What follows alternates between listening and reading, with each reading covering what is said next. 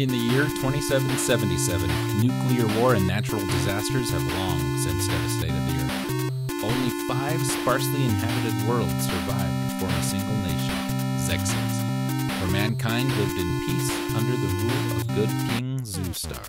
But one day Xexyz is attacked. From deepest space comes GORUZA, a mighty fortress of bizarre and vicious mechanical beasts. Xexyz is defenseless against the assault. All hope is dead. Until at last, space warrior Apollo decides he can no longer endure his people's suffering. In full battle gear, he challenges the robotic monsters of GORUZA and their cruel empire, vowing to destroy them and to free Xexyz from its terrible fate. Hudson brings us Xexyz, viewers, 1990. This is one of my favorite NES games of all time. Little known secret, developed by Atlas. Maybe that's why it's so great. Who can say? Developed by Atlas, published by Hudson Soft. It was first released in Japan in 1988 under the title, and saw a North American release in 1990. The game was never released in Europe, though. The story takes place in post-apocalyptic 2777 after Earth is devastated, and the island nation of Xexyz is now threatened by alien robots.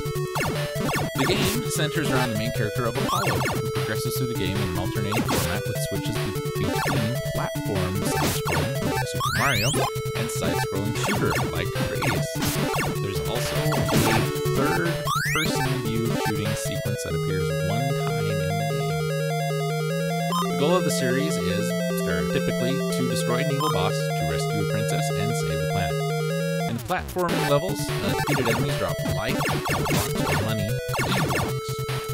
And Apollo collects the currency of the land, these E-balls, in order to exchange them for power-ups and information, as well as access to minigames. Vendors are scattered throughout the platforming levels through doors or hidden gates. In the shooter levels, S and P power-ups are found that upgrade speed and weapons respectively. The odd-numbered stages in the game, 1, 3, 5, etc., utilize most platform-style gameplay. These stages work in a linear manner, with the character progressing at his or own pace, picking up new weapons and power-ups along the way. To leave the initial area of each of these levels, the player has to collect a force star by defeating an enemy found in a hidden room. Once the star is obtained, the character is able to enter the mechanical castle in each region.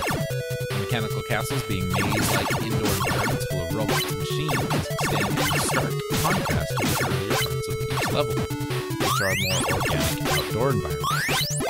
Each mechanical castle also has a brief auto-scrolling shooter segment through which the player must pass. These segments foreshadow the imminent transition to the following even-numbered stages. The segments in question consist of a sequence of corridors, at the end of which there are 2 doors. Choosing the wrong door will loop the player back to the beginning of the room. And finally, at the very end of each mechanical castle, there is a door leading to a boss fight. The boss fights are set against a solid black background, and Apollo must fight while standing on a controllable floating platform. For the even-numbered stages, the character is prompted to jump into a vehicle and take part in an auto-scrolling, Gradius-like level ending with a boss fight. In the transition area after the platformer, prior to the boss fight, Apollo is prompted to jump on a platform that lets him float. After moving into a previously out-of-the-reach door, the fight begins. In the side-scrolling shooter areas, the player simply appears in a boss area in the ship that they played the level in. These fights consist of a black area where the player fights a giant robot ship. The attack pattern, resembling that of a manic shooter, is repetitive and avoidable. The player must shoot the boss with either their conventional weapon or their in-ship weapon.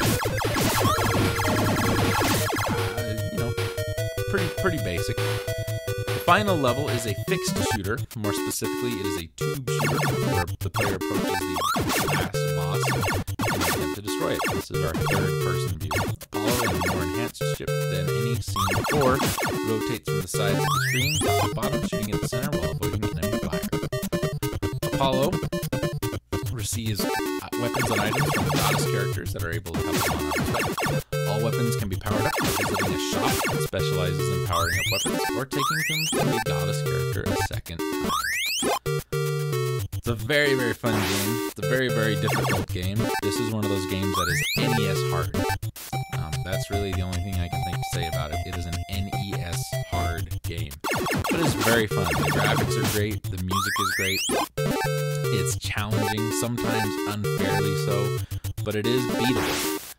There are some differences between the US and the Japanese version. The US version was really kind of stripped down to the point where it's basically just an action-adventure game. The Japanese version, however, had a almost like a dating sim kind of built into it, where after each island, as they are referred to in the game, you saved a princess. At the end, you had to pick one to marry, and they would vary the outcome of the game. There is a password system. Upon completion of the game, you are given 2 different passwords. One to allow you to play through the entire game, skipping all the shooting segments, and another one to let you play the game only playing the shooting segments. If you like NES platformers, if you like hard platformers, arcade level hard platformers, and you haven't played Xexyz, stop listening to me and go do it.